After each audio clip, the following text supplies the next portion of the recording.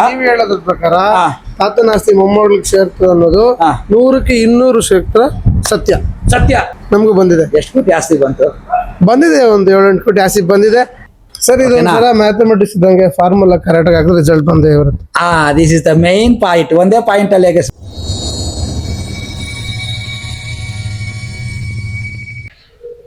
ನಮಸ್ತೆ ವೀಕ್ಷಕರೇ, ವಿಶಾಲ ವಾಸ್ತು ವೀಕ್ಷಕರಿಗೆ ಸ್ವಾಗತ ಸುಸ್ವಾಗತ. ವೀಕ್ಷಕರೇ, ಇವತ್ತು ನಾವು ಮಾಲೂರ್ ಹತ್ರ ಬೈರ್ನಹಳ್ಳಿ ಅನ್ನುವಂಥ ಒಂದು ಗ್ರಾಮದಲ್ಲಿ ಇದ್ದೇವೆ. ಇದು 1 ಎಕರೆ ಜಾಗ. ಇಲ್ಲಿ ನಾವು ವಾಸ್ತು ಮಾಡಿದ್ದೇವೆ. ಈ ಲೈವ್ ವಿಡಿಯೋ ಯಾಕೆ ನಾವು ಕೊಡ್ತಾ ಇದ್ದೀವಿ ಅನ್ನೋದನ್ನು ಸವಿಸ್ತಾರವಾಗಿ ನಿಮಗೆ ತಿಳಿಸ್ಕೊಡ್ತೇವೆ, ತೋರಿಸ್ಕೊಡ್ತೇವೆ. ನೀವು ಕೊನೆ ತನಕ ನೋಡಿ. ಓಕೆ, ನಿಮ್ಮ ಕಮೆಂಟ್ಸು, ನಿಮ್ಮ ಉತ್ತರಗಳು ಏನೇನು ಅನ್ನೋದನ್ನ ನಮ್ಗೆ ದಯವಿಟ್ಟು ನಮಗೆ ವಿಡಿಯೋ ಮಾತ್ರ ಸ್ಕಿಪ್ ಮಾಡಬೇಡಿ. ಯಾಕಂದ್ರೆ ಲೈವ್ ವಿಡಿಯೋ ಸ್ಕಿಪ್ ಮಾಡಿದ್ರೆ ಬಹಳಷ್ಟು ವಿಚಾರ ಮಿಸ್ ಮಾಡ್ಕೊತೀವಿ. ಹೌದು. ಇದಕ್ಕೆ ಮೊದಲು ಈ ಪಕ್ಕದ ಊರಿನ ಸ್ವಾಮಿಗಳಿಬ್ರು ಬಂದಿದ್ರಂತೆ. ಇವರು ಅವ್ರನ್ನ ತುಂಬಾ ನಂಬಿದ್ದಾರೆ. ಒಬ್ಬ ಪ್ರಳಯಾಂತಕ ವಾಸ್ತು ಬಂದಿದ್ರು ಇಲ್ಲಿಗೆ. ಆಗೋದಿಲ್ಲ ಅಂತ ಹೇಳ್ಬಿಟ್ರಂತೆ. ಜಮೀನು ಮಾರ್ಕೊಂಡು ಹೋಗಿ ಅಂತ ಹೇಳಿದ್ರಂತೆ. ಯಾಕಂದ್ರೆ ಇನ್ನೊಂದು ಕುತ್ತು ಇದೆ ಇದಕ್ಕೆ. ಇದು ಪೂರ್ವ ಅಗ್ನಿಮೂಲೆ ಕುತ್ತು ಮತ್ತೆ ಪಶ್ಚಿಮ ಕುತ್ತು. ಆ ಕುತ್ತು ಒಂದ್ಸಲ ತೋರಿಸಿ. ಇದು ಪೂರ್ವ ಅಗ್ನಿಮೂಲೆ ಕುತ್ತು. ಇದು ಓಕೆ, ಪೂರ್ವ ಅಗ್ನಿಮೂಲೆ ನೀವು ಉದ್ಧಾರ ಆಗಲ್ಲ ಅಂತ ಹೇಳಿದ್ರು. ಕರೆಕ್ಟ್ ಆಗಿ ಮೂಲೆಗೆ ಹೊಡಿತಾ. ಹೌದು, ಒಂದಾಯ್ತಾ. ಇನ್ನೊಂದಿದೆ ಪಶ್ಚಿಮದಲ್ಲಿ. ಹೌದು, ಅದನ್ನು ಕೂಡ ಕುತ್ತನ್ನ ಅದು ಆಗಲ್ಲ. 2 ಕಡೆನೂ ಬಾಕು ಜೀವಿತದೆ. 2 ರಾಮ, 1 ಬಾಣಕ್ಕೆ ಕಷ್ಟ. ನೀವು 2 ಬಾಣಕ್ಕೆ ಹೆಂಗಿರಿ ತಡಿತೀರಾ, ಫಸ್ಟ್ ಇದನ್ನ ಮಾರ್ಕೊಂಡು ಹೋಗ್ರಿ ಅನ್ನೋ ಲೆಕ್ಕಾಚಾರದಲ್ಲಿ ಹೇಳ್ಬಿಟ್ಟಿದ್ರಂತೆ. ಭಯ ಬಂದ್ಬಿಟ್ಟಿತ್ತು, ಉದ್ಧಾರ ಆಗಲ್ಲ ಇವ್ರು ಅಂತ ಹೇಳ್ಬಿಟ್ಟು. ನೀವ್ ಏನ್ ಮಾಡಿದ್ರು ಉದ್ಧಾರ ಆಗಲ್ಲ ಅಂತ ಹೇಳ್ಬಿಟ್ಟು ಬಂದ್ಬಿಟ್ರಂತೆ. ಇದನ್ನ ಮನೆನೇ ಮುಟ್ಟಿಲ್ಲ ನಾವು ಮುಟ್ಟಿಲ್ಲ. ಆದ್ರೆ ಜಸ್ಟ್ ಪಾರ್ಟಿಷನ್ ಅಲ್ಲಿ ಇವ್ರನ್ನ ಸಕ್ಸಸ್ ಮಾಡಿದ್ದೇವೆ. ಮತ್ತೆ ಜಮೀನಿಗೆ ಏನು ವಾಸ್ತು ಇರುತ್ತೋ ಜಮೀನಿನ ವಾಸ್ತುವಿನಲ್ಲಿ ಸೊಲ್ಯೂಷನ್ ಕೊಟ್ಟಾಗ ಅವರಿಗೆ ಪರಿಣಾಮಕಾರಿಯಾದ ರಿಸಲ್ಟ್ ಬಂದಿದೆ. ಆ ರಿಸಲ್ಟ್ ಅನ್ನ ಕೂಡ ಕೇಳಿದ್ರೆ ಸಾಕು, ಇದನ್ನ ವಿಚಾರ ಕೇಳಿದ್ರೆ ಸಾಕು, ಆಶ್ಚರ್ಯ ಪಡ್ತಾರೆ ಜನಗಳು. ಹೌದು, ನಾವೆಲ್ಲ ಏನೇನ್ ಮಾಡಿದೀವಿ ಅಂತಂದ್ರೆ ನೋಡಿ. ಈ ಜಮೀನು ಆಕಾರ ಆಗಿತ್ತಂದ್ರೆ ದಕ್ಷಿಣ ನೈಋತ್ಯ ಬೆಳ್ಕೊಂಡ್ಬಿಟ್ಟಿದೆ. ಸುಮಾರು ಒಂದು 50 ಅಡಿ ಬೆಳ್ಕೊಂಡಿದೆ. ಅಗ್ನಿಮೂಲೆನೂ ಟೋಟಲಿ ಕಟ್ ಆಗೋಗ್ಬಿಟ್ಟಿದೆ, ಕಮ್ಮಿ ಆಗಿದೆ. ಅಗ್ನಿಮೂಲೆ ಕುತ್ತು ಬಂದಿದೆ, ಪಶ್ಚಿಮಕ್ಕೂ ಕುತ್ತು ಬಂದಿದೆ. ಮತ್ತೆ ಇರ್ಬಾರ್ದು ಜಾಗದಲ್ಲೆಲ್ಲ ಪಿಟ್ಗುಂಡಿಗಳು ಮಾಡ್ಕೊಂಡಿದ್ದಾರೆ. ಹೌದು, ಓಕೆ. ಸೊ ಇರ್ಬಾರ್ದು ಜಾಗದಲ್ಲೆಲ್ಲ ಬಾತ್ರೂಮ್ಗಳು ಮಾಡ್ಕೊಂಡಿದ್ರು. ಆಮೇಲೆ ನಾವೇನ್ ಮಾಡಿದ್ವಿ, ಇದನ್ನೆಲ್ಲಾನು ಪಾರ್ಟಿಷನ್ ಮಾಡ್ಬೇಕು ಅಂತಿದ್ದಕ್ಕೆ ಅವರಪ್ಪ ಇದಕ್ಕೆ ಒಪ್ಪಲಿಲ್ಲ. ಯಾಕಂದ್ರೆ ನಮ್ಮ ಸ್ವಾಮಿಗಳು ಹೇಳೋವರೆಗೂ ನಾನು ನಂಬಲ್ಲ ಅಂತ ನಾನು ಕಡೆಗಣಿಸ್ಬಿಟ್ಟಿದ್ರು. ಆದ್ರೆ ಇವ್ರ ಮಗ ನನ್ನನ್ನು ನಂಬಿ, ನಮ್ಮ ವಿಶಾಲ ವಾಸ್ತು ಮೇಲೆ ನಂಬಿ, ಓಕೆನಾ, ನಾನು ಚಾಲೆಂಜ್ ಮಾಡಿದೆ. ನೀವು ಸಕ್ಸಸ್ ಆಗಿಲ್ಲ ಅಂದ್ರೆ ಆ ಚಾರ್ಜ್ ನಾನು ಕೊಡ್ತೀನಿ. ನೀವೇನು ಎಕ್ಸ್ಪೆನ್ಸ್ ಮಾಡಿದಿರಿ ಅದೆಲ್ಲ ನಾನು ಕೊಡ್ತೀನಿ ಅಂತ ನಾನು ಚಾಲೆಂಜ್ ಮಾಡೋ ತಾಕತ್ತಿರೋದು ನಮ್ಮ ಗುರುಗಳಿಗೆ ಮತ್ತೆ ವಿಶಾಲ ವಾಸ್ತುವಿಗೆ ಮಾತ್ರ. ಮರಿಬೇಡಿ. ಹೌದು, ಅದು ಇನ್ನೊಂದು ಚಾಲೆಂಜ್ ಮಾಡೋ ಯಾರು ಗೊತ್ತಾ? ನಮ್ಮ ಅನಗ ವಾಸ್ತುದವರು. ಸತ್ಯ ಇದು. ಅದಕ್ಕೋಸ್ಕರ ಈ ಚಾಲೆಂಜ್ಗೆ ಒಪ್ಪಿ ಮಾಡಿರೋದವ್ರು. ಸತ್ಯ ಇದು. ಬೇಕಂದ್ರೆ ಅವ್ರ ಬಾಯೆಲ್ಲ ಹೇಳಿಸ್ತೀನಿ. ಮತ್ತೆ ಇನ್ನೊಂದು ಏನ್ ಗೊತ್ತಾ ಸರ್, ಜಮೀನ್ ಅಂತ ಬಂದಾಗ ಎಲ್ಲರೂ ಕೇಳೋದು ಒಂದೇ, ನೈಋತ್ಯದಲ್ಲಿ ಮನೆ ಕಟ್ಟಬೇಕಾ, ವಾಯವ್ಯದಲ್ಲಿ ಮನೆ ಕಟ್ಟಬೇಕಾ, ಅಗ್ನಿಮೂಲೆಯಲ್ಲಿ ಮನೆ ಕಟ್ಟಬೇಕು. ಇವರು ನೈಋತ್ಯ ಅಂತ ಮನೆ ಕಟ್ಟಿದ್ದಾರೆ. ನೈಋತ್ಯದಲ್ಲಿ ಮನೆ ಕಟ್ಟಿ ಕೂಡ ಅಷ್ಟೆಲ್ಲ ಕಷ್ಟ ಅನುಭವಿಸ್ಬೇಕಾಗಿ ಬಂದ್ರೆ ಏನು ಅದನ್ನ ಅವ್ರ ಬಾಯಲ್ಲಿ ಹೇಳಿಸ್ತೀವಿ. ನಾನೇನ್ ಮಾಡಿದೆ ಇದಕ್ಕೆ ಪರಿಹಾರ ಅಂತಂದ್ರೆ, ಇಲ್ಲಿ ಏನು ಮಾಡಿಲ್ಲ ನೋಡಿ. 32 ಇಂಚ್ ಅನ್ಬ್ರೇಕಬಲ್ ಅಂತ ಹೇಳ್ಬಿಟ್ಟು ಒಂದು ಕಾನ್ವೆಕ್ಸ್ ಮಿರರ್ನ ನಾನು ಇಲ್ಲಿ ಫಿಕ್ಸ್ ಮಾಡಿಸಿದ್ದೇನೆ ರೋಡ್ಗೆ. ಇಲ್ಲಿ ಕಾಣಿಸುತ್ತೆ ನೋಡ್ರಿ, ಇಲ್ಲಿ ಕಾಣಿಸುತ್ತೆ ನೋಡಿ. ಓಕೆನಾ, ಇದೊಂದು ಅಗ್ನಿಮೂಲೆಗೆ ಪರಿಹಾರ, ದೊಡ್ಡ ಪರಿಹಾರ. ನೆಕ್ಸ್ಟ್ ಬೇರೆ ಪಾರ್ಟಿಷನ್ ಏನ್ ಮಾಡಿದ್ದೀನಿ ಅನ್ನೋದನ್ನ ತೋರಿಸ್ತೀನಿ ಬನ್ರಿ. ಇದು ಪೂರ್ವದ ರಸ್ತೆ. ಅಲ್ಲಿ ಕಾರ್ ಇದೆಲ್ಲ, ಅಲ್ಲಿ ತನಕ ಇವ್ರದೇ ಜಮೀನು.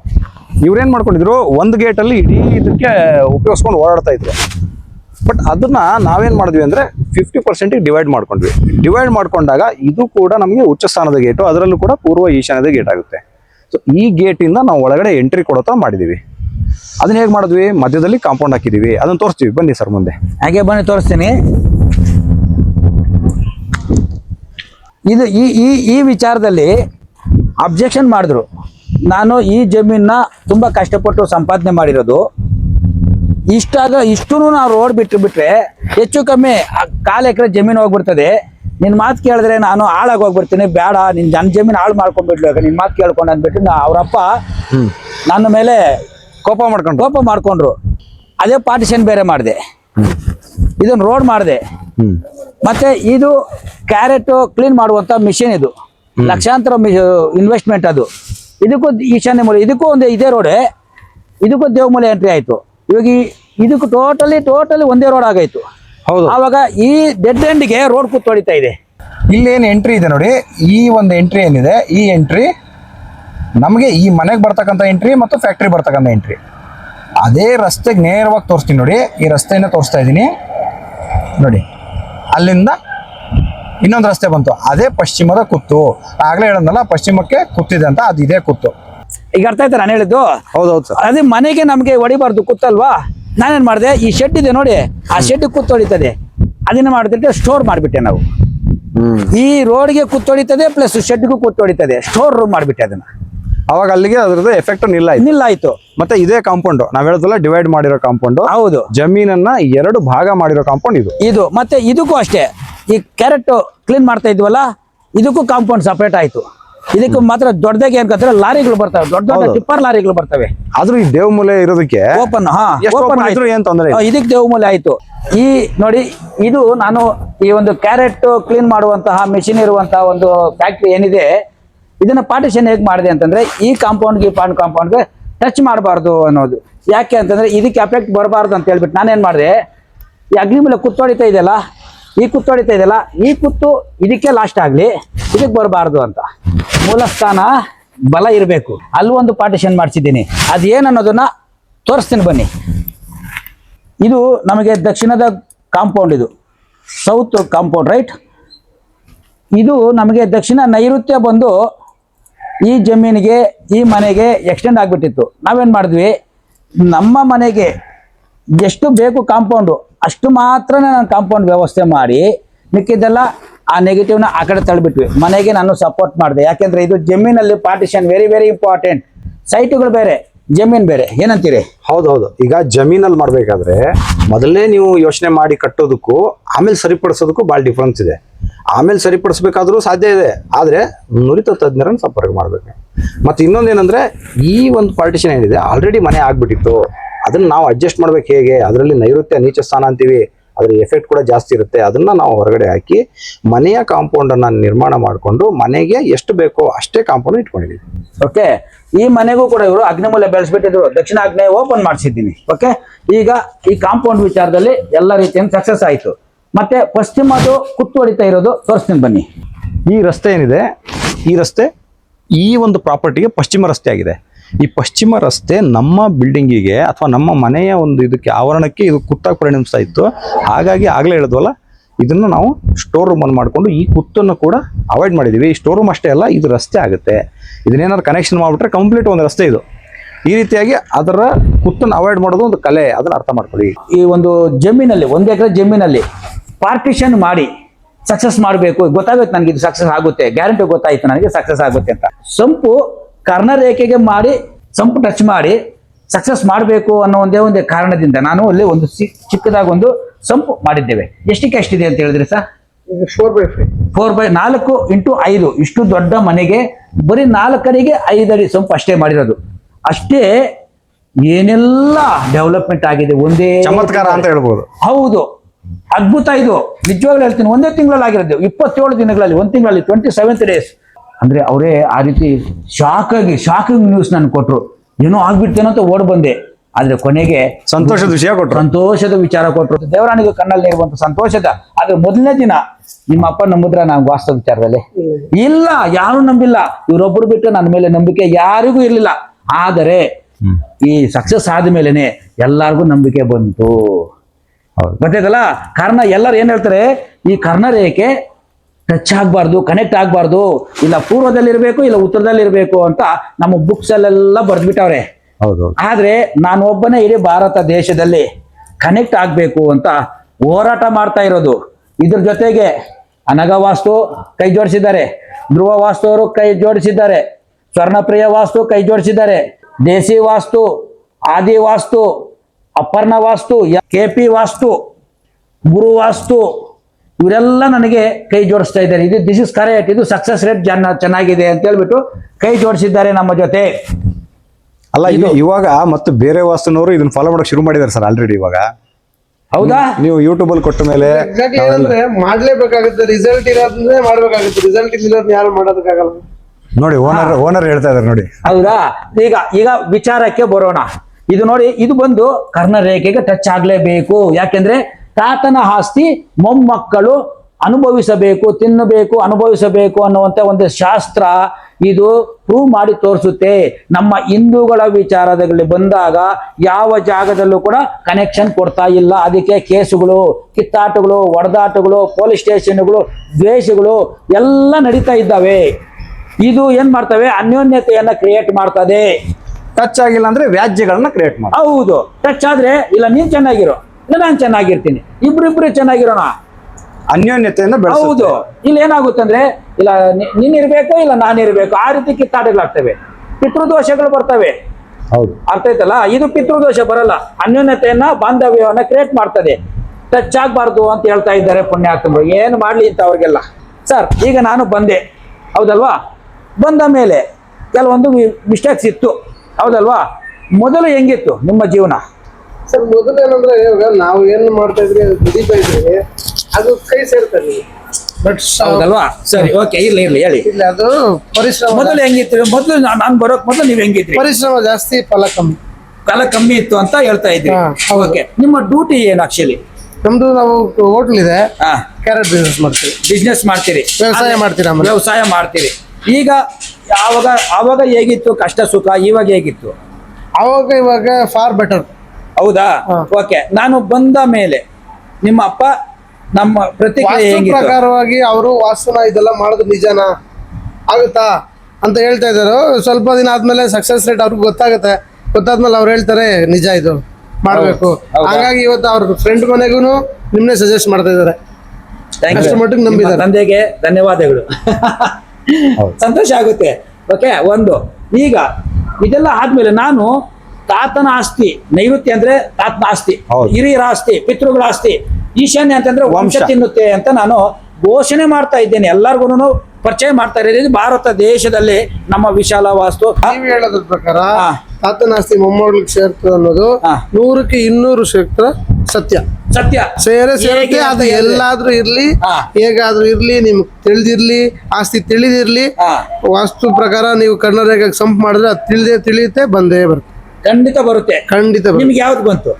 ಏನಾದ್ರು ನಮಗೂ ಬಂದಿದೆ. ಎಷ್ಟು ಕೋಟಿ ಆಸ್ತಿ ಬಂತು? ಬಂದಿದೆ, ಒಂದು 7-8 ಕೋಟಿ ಆಸ್ತಿ ಬಂದಿದೆ. ಅದಿನ್ನ ಡಿಸ್ಪ್ಲೇ ಮಾಡೋದು ಬೇಡ. ಅಲ್ಲ, ಬಂದಿದೆ. 100% ಬಂದಿದೆ. ಬಂದಿದೆ. ಯಾರ ಕಡೆಯಿಂದ ಬಂದಿದೆ? ತಾತನ ಆಸ್ತಿನೇ ನಮ್ಮ ಬಂದಿದೆ. ತಾತನ ಆಸ್ತಿನೇ ಬಂದಿದೆ. Very good. ಮತ್ತೆ ನಿಮ್ಮ ಇದು ಈ ತರ ಮಾಡಿದ್ರೆ ನಿಮ್ಮ ತಾತ ಅಂತಲ್ಲ, ನಿಮ್ಮ ಅಜ್ಜಿ ಆಸ್ತಿ ಕೂಡ ಬರ್ಬೋದು. ಬರ್ಬೋದು. ಬಂದಿದ್ಯಾ ಏನಾರ? ಇನ್ನು ಮಾಹಿತಿ ಇದೆ, ಅದ್ರ ಬಗ್ಗೆ ನಾವಿನ್ನು ಏನು ಡಿಸ್ಕಸ್ ಮಾಡಿ. ತಾಯಿಗೆ ಏನಾರ ಬೆನಿಫಿಟ್? ತಾಯಿಗೆ ಇವಾಗ ಕೇಸುಗಳೆಲ್ಲನೂ ಅವ್ರ ಅಣ್ಣವರು ಭಾಗ ಕೊಡ್ಬೇಕಾಗಿದ್ದು ಕೊಡ್ತಾ ಇರ್ಲಿಲ್ಲ. ಇವಾಗ ಅವರೇ ಹೇಳ್ತಾ ಇದಾರೆ, ಯಾವ್ದೋ ನೀವು ತಗೊಳ್ಳಿ, ನಮ್ಗೆ clear ಮಾಡ್ಕೊಂಡು ಹೋಗೋಣ. ಒಂದಾಯ್ತು. ಮತ್ತೆ ಇನ್ನ ಬಿಸ್ನೆಸ್ ವಿಚಾರದಲ್ಲಿ ಅವಾಗ್ಲಿಂದ ನಮ್ಮ ಬಿಸ್ನೆಸ್ ಸುಗಮವಾಗಿ ನಡೀತದೆ, ತೊಂದರೆ ಇಲ್ಲ, ಟೆನ್ಷನ್ ಇಲ್ಲ. ಮತ್ತೆ ಇದಾದ ಮೇಲೆ, ಇದು ಸ್ಟಾರ್ಟ್ ಮಾಡಿದ್ಮೇಲೆ, ಇದು ರೆಡಿ ಆದ್ಮೇಲೆ ಓಕೆ, ಒಂದು ಪೂಜೆ ಮಾಡ್ಕೋಬೇಕು ಅಂತ ಹೇಳಿದೆ. ಮಾಡ್ಕೊಂಡ್ರ? ಪೂಜೆ ಮಾಡ್ಬೇಕಂತಿದ್ರೆ ಮಾಡಿಲ್ಲ, ಮಾಡಿಲ್ಲ. ಮಾಡಬೇಕಾಗಿತ್ತು. ಇಲ್ಲ ಇನ್ನೂ ಸ್ವಲ್ಪ ಸಕ್ಸಸ್ ರೇಟ್ ಜಾಸ್ತಿ ಸಿಗ್ತಾ ಇತ್ತು. ಹೌದು. ಓಕೆ, ಮಾಡ್ಕೊಳ್ಳಿ ಬೇಗ. ರೈಟ್. Okay. ಮತ್ತೆ ಇನ್ನ ಇದು ಎಷ್ಟು ದಿನಗಳಲ್ಲಿ ನಿಮ್ಗೆ ಪಾಸಿಟಿವ್ ಬಂತು? ಒನ್ ಮಂತ್ ನೀವು ಹೇಳಿದ ಆಲ್ಟ್ರೇಷನ್ ಎಲ್ಲ 1 ಮಂತ್ ಒಳಗಡೆ ಮಾಡಿದೆ. ಹಾ. 1 ಮಂತ್ ಅಲ್ಲೇ ಪಾಸಿಟಿವ್ ರೇಟ್ ಸ್ಟಾರ್ಟ್ ಆಯ್ತು. ಬಂತು. ಮತ್ತೆ ಇದಾದ್ಮೇಲೆ ಮತ್ತೆ ಇನ್ನೊಂದು ಎಷ್ಟು ದಿನಕ್ಕೆ ಮತ್ತೊಂದು ಏನಾರ ಪಾಸಿಟಿವ್ಗಳು ಏನಾರ ಸ್ಟಾರ್ಟ್ ಆಗಿರೋದು ಏನಾರ? ಅದೇ ನಾವು ಬೇರೆ ಕಡೆ ಒಂದು ಪ್ಲಾನ್ ಮಾಡ್ತಾ ಇದ್ರಿ, ಇದೇ ತರ ಯೂನಿಟ್ ಮಾಡ್ಬೇಕಂತ. ಹಾ. ಅದು 1 ಮಂತ್ ಒಳಗಡೆ ಐಡಿಯಾ ಬಂತು, ಪ್ಲಾನ್ ಬಂತು, ಅಲ್ಲಿ ಸ್ಟಾರ್ಟ್ ಮಾಡ್ಬಿಟ್ರಿ ವರ್ಕ್. ನಡೀತಾ ಸ್ಟಾರ್ಟ್ ಇದೆ. ಆಗುತ್ತೆ ಇದೇ ತರ ಸೇಮ್. ಇದೇ ತರ ಸೇಮ್ ಒಳ್ಳೇದು. ಮತ್ತೆ ಇನ್ನೇನಾರ ಆಸ್ತಿ ಪಾಸ್ತಿಗಳೇನಾರ ಮತ್ತೇನಾರ ಸಿಗೋ ಚಾನ್ಸಸ್ಗಳು ಬೇರೆ ಕಡೆ? ಅದು ಮಾತುಕತೆ ಇದೆ, ಬಟ್ ಇನ್ನೂ ಅದ್ರ ಬಗ್ಗೆ ಕ್ಲೀನ್ ಆಗಿ ಮಾಹಿತಿ ಇಲ್ಲ. ಓಕೆ, ಏನಾರ ಈಗ ಖಂಡಿತ ಇದೆ ಅಂತ ಇದೆ, ಖಂಡಿತ ಇದೆಯಾ? ಇದೆ, ಖಂಡಿತ ಇದೆ. ಓಕೆ, ಅದೇನು ಅದು ಅಪ್ರಾಕ್ಸಿಮೇಟ್ ಎಷ್ಟು ಎಕರೆ ಇರ್ಬೋದು ಅಂದಾಜು? ಅದು ಒಂದು 2-2.5 ಎಕರೆ ಇರ್ಬೋದು. ಮತ್ತೆ ಇನ್ನೊಂದು 2 ಎಕರೆ. ನಮ್ಮ ಇವಾಗ ತಾತ ಫಸ್ಟ್ ಅದು ತಾತಂದೇನಾ? ಅವಾಗ ಸಿಕ್ಕಿರೋ ತಾತ ಅವ್ರ ಅಪ್ಪದು, ಹಾ. ಇದು ತಾತ. ಏನು ಪಿತ್ರಾರ್ಜಿತ ಆಸ್ತಿ ಅಂತ ಹೌದು, ನೀವು ಹೇಳ್ತಾ ಪಿತ್ರಾರ್ಜಿತ ಇದ್ದೀರಾ? ಆಸ್ತಿ. ಮೊದಲು ಸಿಕ್ಕಿದ್ದು ಒಂದು 4.5 ಎಕರೆ. 4 ಎಕರೆ. 4 ಎಕರೆ. ಮತ್ತೆ ಖರಾಬು ಅದೆಲ್ಲ ಏನಿಲ್ಲ. 4 ಎಕರೆ. ಇದು ಮತ್ತೆ ಒಂದು 2.5 ಎಕರೆ. ಹೌದು. ಒಂದು 6.5 ಎಕರೆ. 6.5 ಎಕರೆ ಜಮೀನ್ದಾರರು ನೋಡಿ, ಸಿಕ್ಕಿರೋದು ಅವ್ರಿಗೆ ಸಂತೋಷ, ನಮಗಾಗ್ತಾ ಇದೆ. ಆಗ್ತಾ ಇದೆ. ಯಾಕೆ? ನನಗೇನು ಕೊಡ್ತಾರ? ಯಾಕೋ ನನಗೂ ಅಂತ ಸಂತೋಷ. ಯಾಕೆಂದ್ರೆ ಇವರು ನಮ್ಮ ಕ್ಲೈಂಟ್ ಅಂತ ತಗೋಬಾರ್ದು. ಎಲ್ಲ ಇವ್ರು ಬರಲ್ಲ, ಇವ್ರು ನಮ್ಮ ಫ್ಯಾಮಿಲಿ ಅಂತ ಕರಿಬೇಕು ನಾವು. ಫ್ಯಾಮಿಲಿ, ನಮ್ಮ ಫ್ಯಾಮಿಲಿ ಅಂತಾನೆ ತಗೊಂಡು ಹೋಗ್ಬೇಕು. ಇದು ನನ್ನ ಒಂದು ಈಗ ನಂದೊಂದು ವೀಕ್ಷಕರಲ್ಲಿ ಏನು ಮನವಿ ಇದೆ ಅಂದ್ರೆ, ಹಾ. ನೋಡಿ, ಇವರು ವಾಸ್ತುಗೆ ಕರ್ಕೊಂಡ್ರು, ಕರೆದ ಮೇಲೆ ವಾಸ್ತು ತಿಳಿಸ್ಕೊಟ್ವಿ, 1 ತಿಂಗಳಲ್ಲಿ ಮಾಡ್ಕೊಂಡಿದ್ದಾರೆ. ಇದನ್ನ ಗಮನಿಸಿ. ಆಕ್ಷನ್ ತಗೋಬೇಕು. ಸುಮ್ಮನೆ ಕತೆ ಕೇಳೋದಲ್ಲ, ವಾಸ್ತು ಅಂದ್ರೆ ಕತೆ ಕೇಳೋದಲ್ಲ, ಅದನ್ನ ಮಾಡ್ಕೋಬೇಕು. ಆ ರೀತಿಯಾಗಿ ಹೆಂಗ್ ಹೇಳಿರ್ತೀವೋ ಹಂಗೆ ಬುದ್ಧಿವಂತಿಕೆಯಿಂದ ಮಾಡ್ಕೊಂಡ್ರೆ ರಿಸಲ್ಟ್ ಬರುತ್ತೆ. ಅದಕ್ಕೆ ಸಾಕ್ಷಿ ಇಲ್ಲಿದೆ. ನಿಮಗೆ ಮಾಡ್ಕೊಂಡಿರೋ ಸಹ ತೋರಿಸ್ಕೊಂಬಂದಿದೀವಿ. ಈಗ ಇತ್ತು ಸಾಕ್ಷ್ಯ ತೋರಿಸ್ತಾ ಇದೀವಿ. ಇನ್ನು ಏನು ಸಾಕ್ಷ್ಯ ಬೇಕು? ಅವರೇ ಹೇಳ್ತಿದ್ದಾರೆ 1 ತಿಂಗಳು ಅಂತೇಳಿ. ವಾಸ್ತು ಅಂದ್ರೆ ಜ್ಯೋತಿಷ್ಯ ಅಲ್ಲ, ವಾಸ್ತು ಅಂದ್ರೆ ಪ್ರಾಕ್ಟಿಕಲ್. ಅದು ಆಕ್ಷನ್ ಇರಬೇಕು, ಸೈಟಲ್ಲಿ ಅದನ್ನ ನಾವು ಮಾಡ್ಕೋಬೇಕು. ಅಂದ್ರೆ ಪರಿಹಾರ ಗ್ಯಾರಂಟಿ, ಶತಸಿದ್ಧ ಅಂತ ಹೇಳ್ತೀವಿ. ಇದಕ್ಕೆ ಮೊದಲು ನಾವು ಬರೋಕ್ ಮೊದಲು ಸರ್ ಪ್ರಶ್ನೆ ದಯವಿಟ್ಟು ಹೇಳಿ. ಯಾರಾದ್ರೂ ಸ್ವಾಮಿಗಳಾಗ್ಲಿ ವಾಸ್ತುದವರಾಗ್ಲಿ ಹೇಳ್ತಾ ಇದ್ರು, ಒಬ್ಬೊಬ್ರು ಒಂದೊಂದ್ ರೀತಿ ಹೇಳೋದು. ಅದು ಈಗ ಅದು ಸರ್ಟಿಫೈಡ್ ಇರಲ್ಲ, ಕೇಳಿರಲ್ಲ, ಇದು ಅಲ್ಲಿ ಮಾಡ್ಬೇಕು, ಅದು ಇಲ್ಲಿ ಮಾಡ್ಬೇಕು. ಬಟ್ ಅದು ಸತ್ಯ ಅಲ್ಲ ಅಂತ ಆಮೇಲೆ ಅವರು ಗೊತ್ತಾಯ್ತು. ಮಾಡ್ಕೊಂಡಿಲ್ಲ. ನೀವು ಹೇಳಿದ್ದು ಅವ್ರು ಹೇಳಿದ್ ಮಾಡ್ಕೊಂಡಿಲ್ಲ. ಎಲ್ಲ ಮಾಡಿಲ್ಲ. ನೋಡಿ ಇದನ್ನೇ ಹೇಳ್ತಾ ಇರೋದು. ಯಾಕಂದ್ರೆ ಅವರು ಆಗಲ್ಲ ಅನ್ನೋ ಒಂದು ಮಾತು ಹೇಳಿದ್ರು, ಹೌದಲ್ವಾ? ಯಾಕಂದ್ರೆ ಕುತ್ತುಗಳು ಬೇರೆ ಇತ್ತಲ್ವಾ? ಮಾರಕ್ ಹೇಳ್ಬಿಟ್ಟಿದ್ರು ಅವರು. ಆಯ್ತಾ? ಇನ್ನೊಂದು ಕುತ್ತುಗಳು ಬೇರೆ ಇತ್ತು ಸರ್. ಅಲ್ಲಿ ಅಗ್ನಿಮೂಲ ಕೂತು, ಇಲ್ಲಿ ಪಶ್ಚಿಮಕ್ಕೆ 2 ಕಡೆ ಬಾಕುಗಳು ಹೊಡಿತಾ ಇದ್ರೆ ಒಂದು ಬಾಕಿಗೆ ಒಂದು ಬಾಣಕ್ಕೆ ತಪ್ಪಿಸ್ಕೊಳಕ್ ಆಗಲ್ಲ. ಇನ್ 2 ಬಾಣಕ್ಕೆ ಹೆಂಗ್ ತಪ್ಪಿಸ್ಕೊಳ್ಳೋದು? ಗುರ್ತುಗಳಿರೋದನ್ನ ಯಾರು ಮುಟ್ಟಲ್ಲ ಸರ್, ಮುಟ್ಟಲ್ಲ. ಆದ್ರೆ ಅದನ್ನ ಅದನ್ನು ರಿಸಲ್ಟ್ ಕೊಡ್ಬೋದು ಅಂತ ಪ್ರೂವ್ ಮಾಡಿರೋದು ವಿಶಾಲ ವಾಸ್ತು ಮತ್ತೆ ಅನಗ ವಾಸ್ತು. ಸರ್ ಇದು ಒಂಥರ ಮ್ಯಾಥಮೆಟಿಕ್ಸ್ ಇದ್ದಂಗೆ, ಫಾರ್ಮುಲಾ ಕರೆಕ್ಟ್ ಆಗಿ ಹಾಕಿದ್ರೆ ರಿಸಲ್ಟ್ ಬಂದೇ ಬರುತ್ತೆ. This is the main point. ಒಂದೇ ಪಾಯಿಂಟ್ ಅಲ್ಲಿ ಎಗಸ್ಬಿಟ್ರು ಸೈನ್ಸು. ಹೌದು. ಎಲ್ಲರೂ ಏನ್ ಅನ್ಕೊಂತಾರೆ, ಇದೇನೋ ಈ ಪುಸ್ತಕ ನೋಡಿ ಮಾಡ್ಬೋದು ಅನ್ಕೊಂತಾರೆ.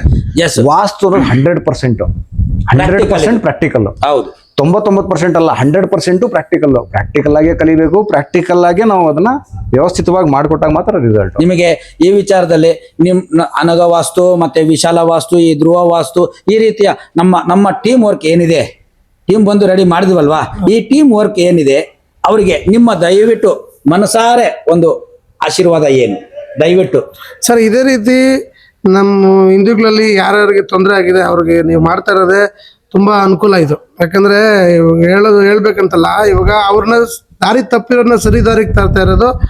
ಅದು ಫ್ಯೂಚರಲ್ಲಿ ಪ್ರತಿಫಲ ನಿಮ್ಗೆ ಇರ್ತದೆ. ಅದು ಯಾರೇ ಮಾಡಿರ್ಬೋದು, ಏನೇ ಮಾಡಿರ್ಬೋದು, ಯಾರೋ ದಾರಿ ತಪ್ಪಿಸಿರೋ ದಾರಿಯಲ್ಲಿ ತಂದ್ಬಿಟ್ರೆ ಒಂದಲ್ಲ ಒಂದ್ ರೀತಿ ಅವ್ರ ಕಡೆಯಿಂದ, ಪ್ರತಿಯೊಬ್ಬರ ಕಡೆಯಿಂದ ಆಶೀರ್ವಾದ ಇದ್ದೇ ಇರ್ತದೆ. ತುಂಬಾ ತುಂಬಾ ಧನ್ಯವಾದಗಳು ಸರ್ ತಮಗೆ.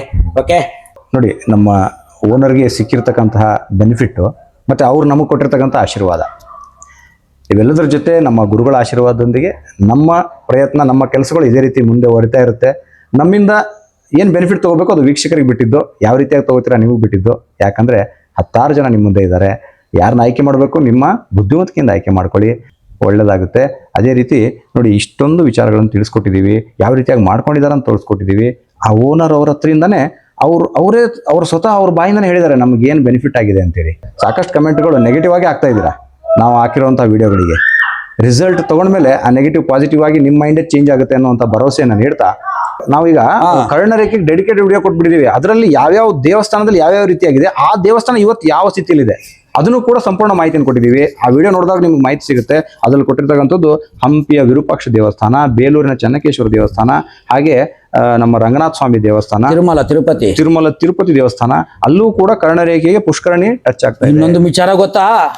ಮೇಜರ್ ಎಲ್ಲಿ ತಿರುವನಂತಪುರಂ, ಅದು ಅನಂತ ಪದ್ಮನಾಭ ಸ್ವಾಮಿ ದೇವಸ್ಥಾನ. ಅದು ಕರ್ಣರೇಖೆಗಿಲ್ಲ, ಸಂಪು ಕಲ್ಯಾಣಿ ಇಲ್ಲ.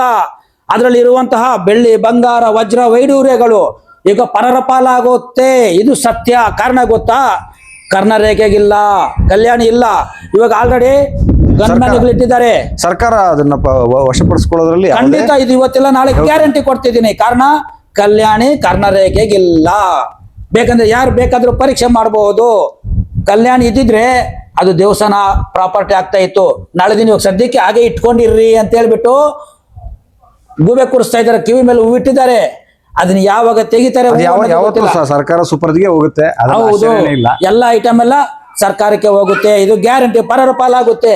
ಅದೇ ತರ ಯಾವಾಗ ಕರ್ಣರೇಖೆಗೆ ಟಚ್ ಆಗಲ್ಲ, ಅದು ಪರರ ಸೊತ್ತು, ನಿಮ್ಮ ಸೊತ್ತು ಅಲ್ಲ, ನಿಮ್ಮ ವಂಶದ ಸೊತ್ತಲ್ಲ. ಇದು ಸತ್ಯ.